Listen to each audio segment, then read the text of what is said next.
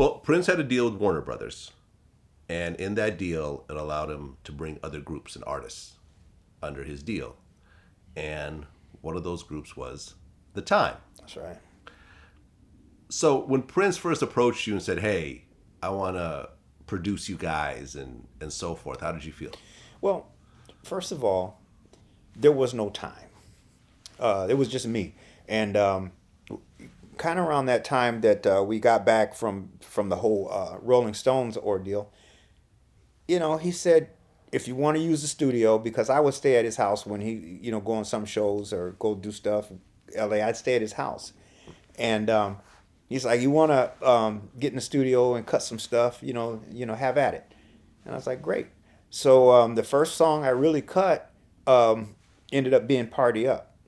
So he heard the song and he liked it. So he was like, I want your song. He said, I'll give you money, 10, 15, 20 grand, whatever he said. And he said, or I'll help you get a deal, put a band together. I said, that's what I'm talking about. So that's what we did. We started cutting. We basically cut the whole album, he and I, and, a few background singers and fill in stuff like that. But we cut the album right there at his studio. A few songs in, we had finished up Get It Up.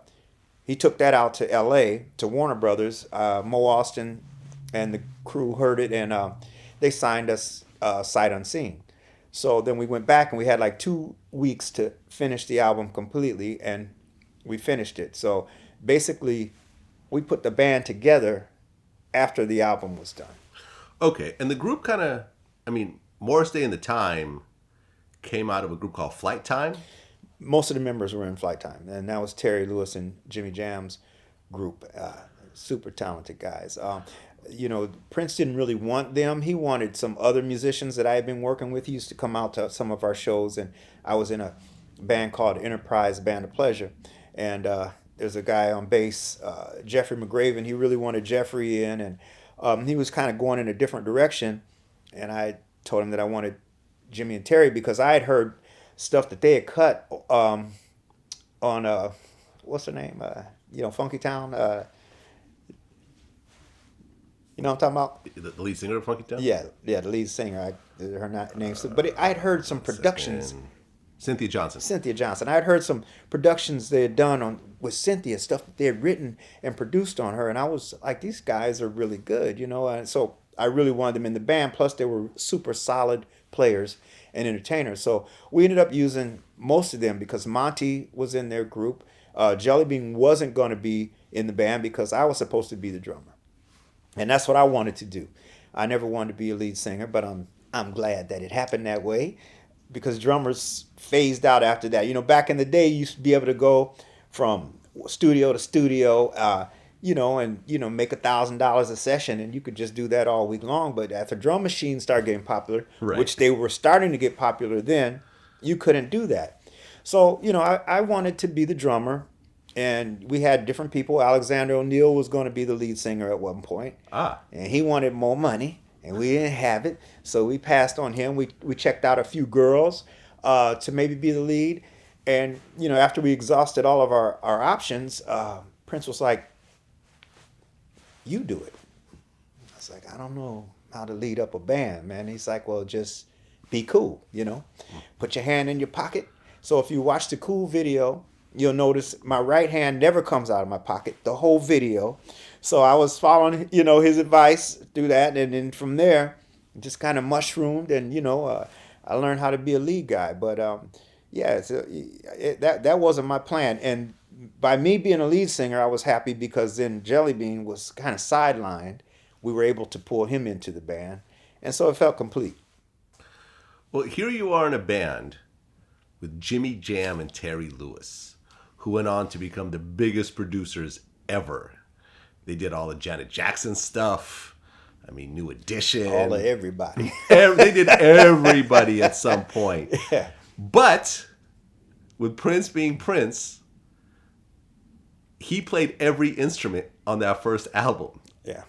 And every instrument. And even your vocals, he laid them out and you had to do them note by note. Pretty much. How does a Jimmy Jam and Terry Lewis really just sit back and say, okay, I guess we're not going to contribute at all to Well, this? Like, it was, you know what? It was all of us because, you know, we had Jesse Johnson, Terry and Jimmy, myself. We were all busting at the seams creatively and really wanting to do our own music or to have, you know, some control over our music somehow. You know, we were getting offers from, at one point, Evelyn Champagne King's people came and wanted me to produce a single on them. They offered me good money, but couldn't do it because he wasn't allowing it. right. And actually, Prince was producing everything under Jamie Starr, Correct. a fake name, because I guess he didn't want people to know that he was doing everything. I think, he more than anything he wanted to create that mystery. So there'd be tidbits out there. Is Jamie Starr Prince? So he liked that mystery, you know. So he wasn't really hiding behind it, but you know, it made it controversial. Okay, so you drop your debut album, The Time, in 1981. Then you guys go on tour, on the Controversy Tour. And the two bands kind of started a beef during this tour. How bad did it get? It got bad. Prince was like, he wants to play jokes, and he wants to fuck around, and you know, he wanted, you know, and mess with you when you're on stage, but he'll tell you, don't do that when I'm on stage. So we're up here, you know, doing our show, and all of a sudden eggs start flying by our heads, you know, and hitting some of the guys and stuff. And he's always just laughing, having off stage, just laughing, having a good time. We're on stage, you know, at an arena, you know, with thousands of people kind of watching this unfold. So we get done, and a couple of the guys were really pissed off. I was pissed because I was like, why are you going to mess with our show like that, man? So he said, yeah, you know, but you guys can't do that to me when I'm on stage. And we're like, okay. So everybody suited up, you know. Jimmy Jam had a big garbage bag over him taped on, you know, and we had eggs. we started firing up. We started firing him up with the eggs, and right in the middle of his show, and he got super pissed. So it just turned into a big. I mean, Jesse Johnson. They took him, handcuffed him to a coat rack in the dressing room.